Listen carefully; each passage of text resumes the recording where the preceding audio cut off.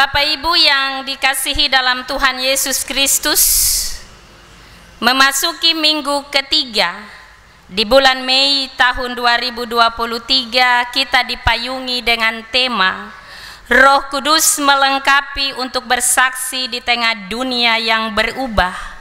Dan subtema kita di minggu ini, meneruskan karya Kristus di tengah dunia. Injil Yohanes 17 ayat 1 sampai 11 menggambarkan bagi kita tentang doa Yesus untuk murid-muridnya. Bapak Ibu jemaat yang dikasihi dalam Tuhan Yesus, doa adalah alat komunikasi atau penghubung yang menghubungkan kita dengan Allah. Orang Kristen, kita, Bapak Ibu dan saya pasti tahu hal itu, karena setiap hari kita berdoa. Di dalam doa dan melalui doa, kita dihubungkan dengan Allah Bapa di sorga. Dan di dalam doa itu kita boleh menyampaikan semua pengeluhan kita dan pergumulan kehidupan kita.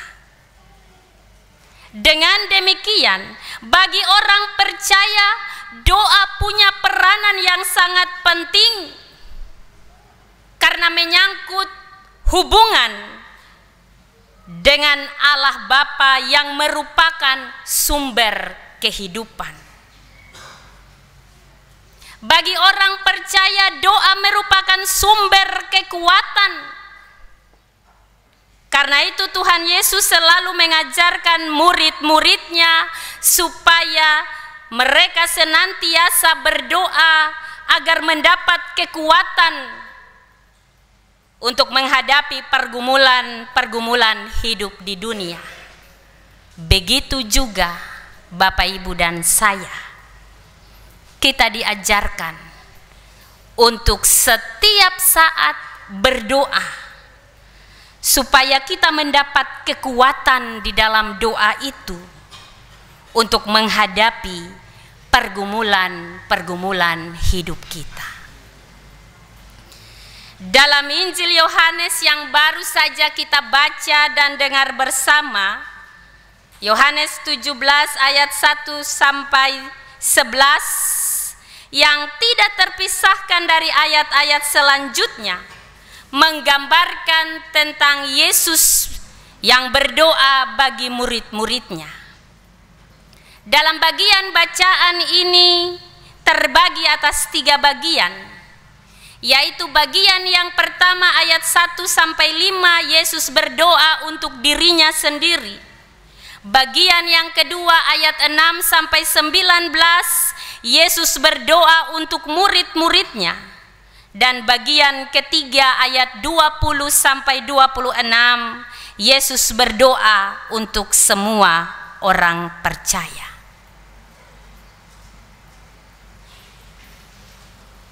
Kita dibatasi dalam bagian firman di hari ini di pasal 17 ayat 1 sampai 11. Doa Yesus untuk dirinya dan doa Yesus bagi murid-muridnya. Pertanyaan bagi kita, Yesus ini Tuhan, mengapa dia harus berdoa untuk dirinya? Yesus tahu bahwa waktunya telah tiba di mana dia akan menyelesaikan tugas yang diberikan oleh Sang Bapa kepadanya di dunia ini untuk menderita sengsara dan mati bagi penebusan manusia dan dunia. Karena itu ia berdoa minta kekuatan dari Allah untuk memampukan ia menjalani semua penderitaan kesengsaraannya sampai pada kematiannya. Yesus merasa tidak mampu untuk melakukan semua itu. Dan karena itu dia berdoa. Dia berdoa di Taman Getsemani. Dan dalam pasal 17 Injil Yohanes ayat 1 sampai 11 ini Yesus pun berdoa. Dan ini doa yang terakhir kepada para muridnya, pada semua orang percaya sebelum dia menjalani masa penderitaan kesengsaraan sampai kematiannya. Sekalipun Yesus mempunyai kuasa atas seluruh manusia, tetapi ia akan memberikan hidupnya kepada manusia dan dunia untuk penebusan dan keselamatan manusia dari dosa. Karena itu dia minta kekuatan dari Allah untuk menopang dia, untuk memberi sokongan bagi dia, kemampuan untuk dia dapat menjalani kesengsaraan, penderitaan, siksaan, bahkan sampai kematian yang akan dia hadapi. Dalam ayat 2 firman Tuhan berkata, sama seperti engkau telah memberikan kepadanya kuasa atas segala yang hidup, demikian pula ia akan memberikan hidup yang kekal kepada semua yang telah engkau berikan kepadanya. Kehidupannya akan dia berikan demi penebusan manusia lewat kematiannya. Kehidupan kekal yang akan dia berikan. Hidup kekal bukan sekedar hidup yang tanpa akhir. Hidup kekal merupakan suatu kualitas hidup yang kita terima selaku orang yang percaya kepada Kristus apabila kita mengambil bagian dalam hakikat hidup Allah melalui Yesus Kristus. Yesus telah mematuhi perintah Sang Bapa dengan jalan mempermuliakan Bapanya melalui jalan salib sebagai bentuk dan tanda ketaatannya kepada Sang Bapa. Maka dia berdoa dalam ayat 1 sampai 5 firman Tuhan. Ayat 6 sampai 11 doa Yesus untuk murid-muridnya. Mengapa Yesus harus berdoa untuk murid-muridnya? Karena Yesus tahu bahwa dia akan meninggalkan murid-muridnya, dan murid-murid itu akan tetap berada di dunia ini melanjutkan misi Kristus, memberitakan kabar sukacita Injil Kerajaan Allah yang akan diwarnai dan dipenuhi dengan tantangan, penderitaan, pergumulan, persoalan. Karena itu Yesus berdoa kepada Allah Bapa supaya Allah memelihara hidup murid-muridnya sebagai orang-orang yang sudah menjadi milik Allah dan milik Yesus sendiri. Sebab Yesus yang telah memilih mereka untuk meneruskan karyanya di tengah dunia.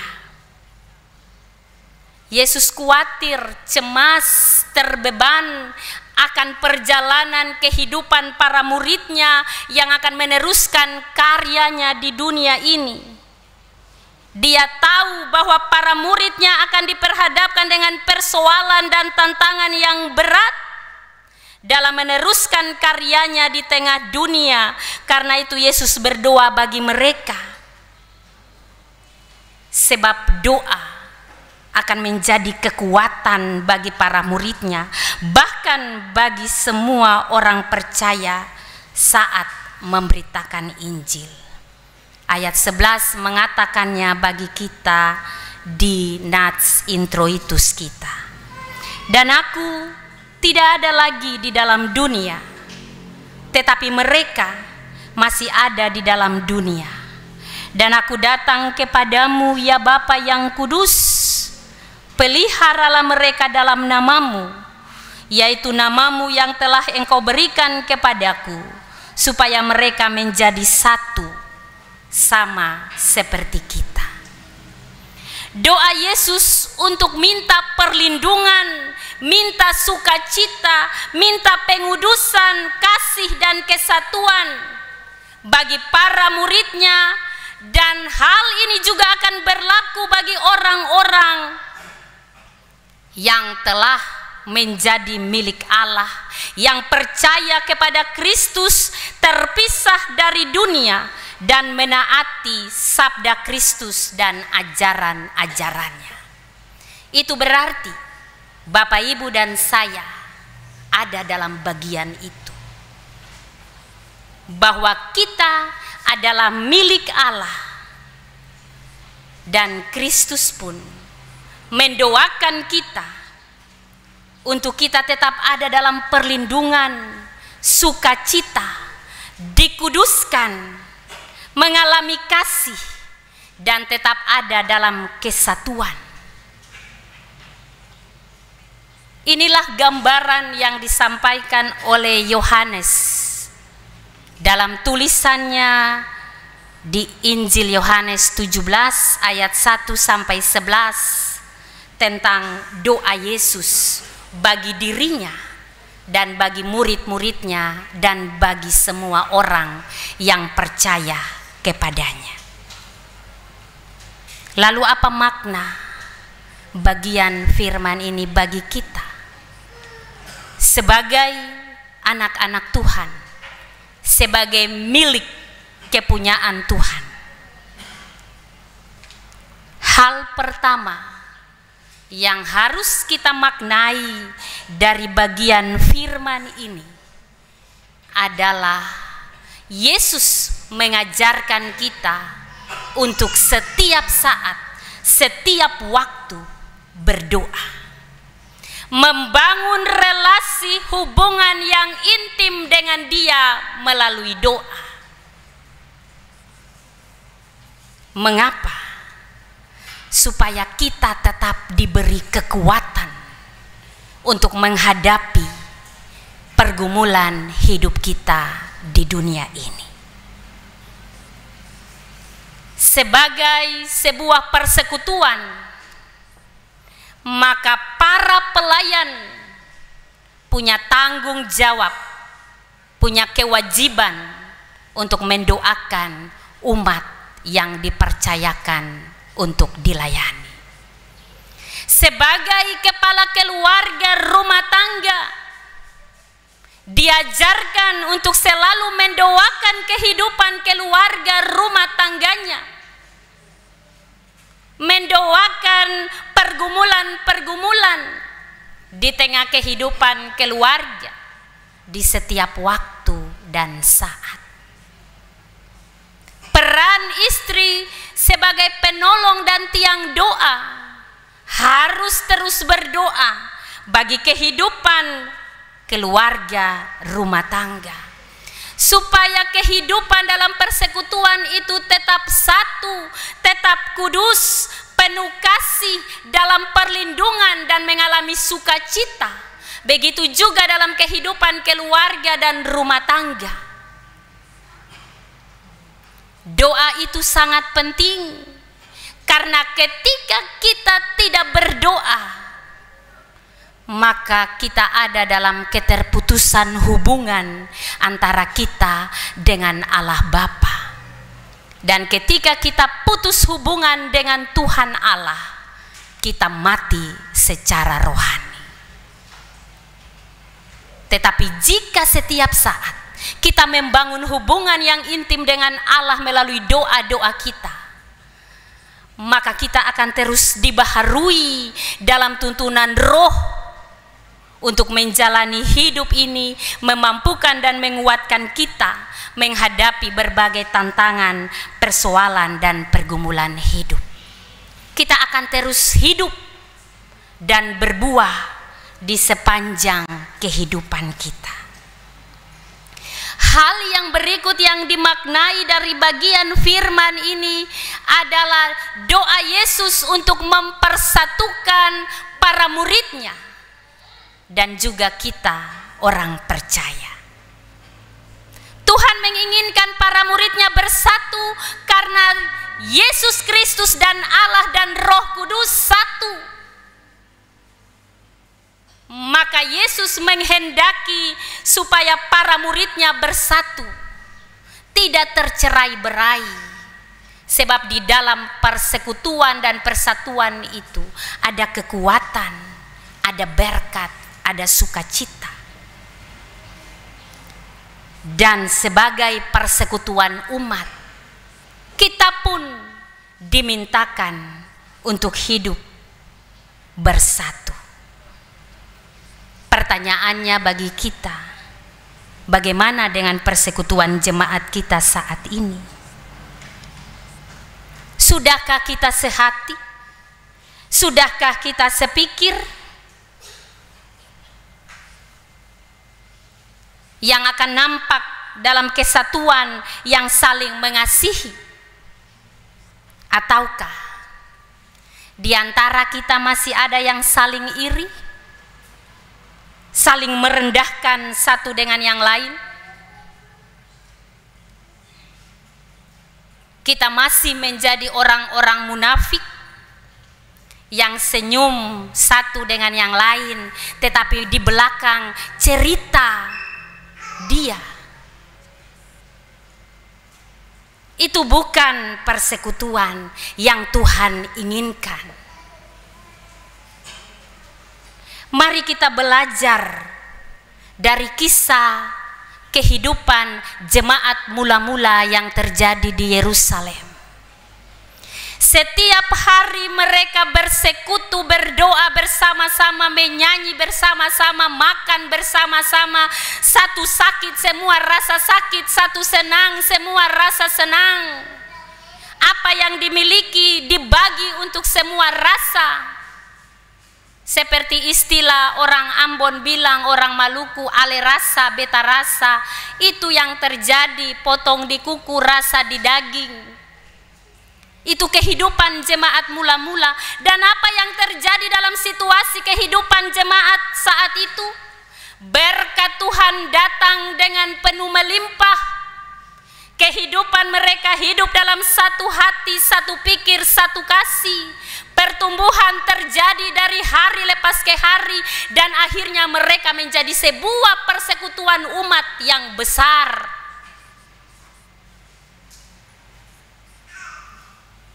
Bagaimana dengan kita?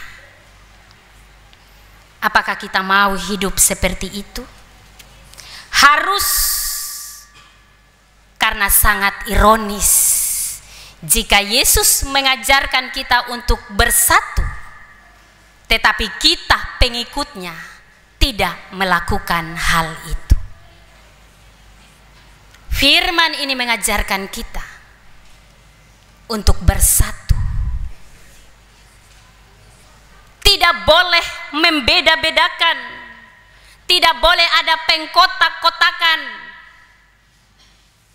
Sebab di dalam persekutuan yang rukun dan damai, Tuhan Allah perintahkan berkat datang tanpa diminta Bapak Ibu. Dengan sendirinya Tuhan perintahkan datang ke sana di tengah persekutuan itu. Sebab di sana ada sukacita, saling mengasihi satu dengan yang lain, tidak ada pertengkaran, tidak ada kesalahpahaman. Di dalam sebuah persekutuan yang saling mengasihi, saling menopang, kita akan mampu untuk saling mendoakan satu dengan yang lain. Mungkin selama ini kita hanya berdoa untuk keluarga kita, saudara-saudara kita, rekan-rekan sahabat. Tetapi dalam persekutuan yang berbeda ini, kita satu di dalam Tuhan, kita adalah milik Tuhan.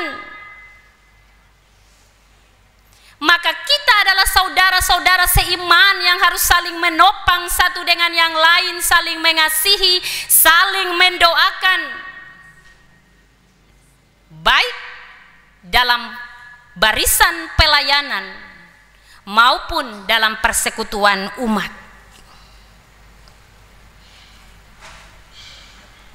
Kita harus mendasari persekutuan ini dengan kesatuan. Karena kita kita milik Allah yang sudah lunas dibeli dengan harga yang mahal lewat kematiannya, maka kita akan mampu mengucap syukur dan hidup sesuai dengan kehendak Allah. Dan kehendak Allah di hari ini, kita harus hidup bersekutu, bersatu, untuk saling mendoakan, saling menopang satu dengan yang lain. Jangan karena hal-hal yang tidak bernilai kekal dalam kehidupan kita lalu kita saling menjatuhkan, saling merendahkan, saling bertengkar, bahkan sampai saling bermusuhan. Bapak Ibu, kita ini sudah melakukan dosa. Kita ini berdosa. Jadi jangan tambah-tambah dosa dalam hidup.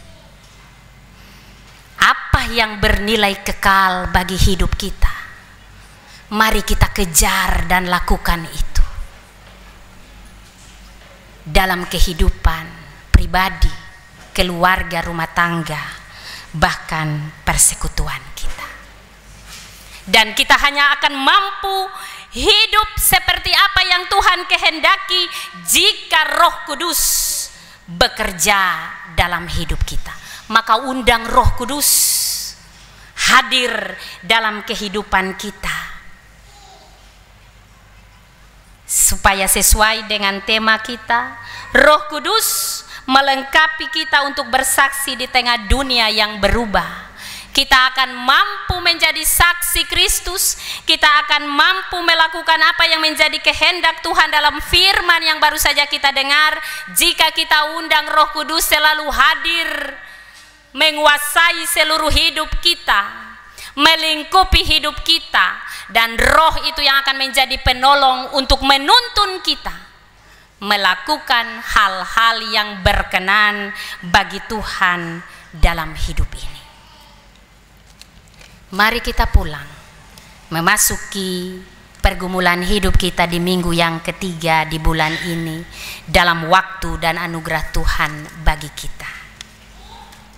Kita mau mengalami berkat dalam hidup pribadi, keluarga, bahkan persekutuan berjemaat kita. Firman Tuhan berkata jelas, hidup rukun damai dalam persekutuan, maka kesanalah Tuhan perintahkan berkat untuk kita alami, rasakan, dan miliki. Amin Bapak Ibu. Tuhan Yesus memberkati kita dengan firman-Nya.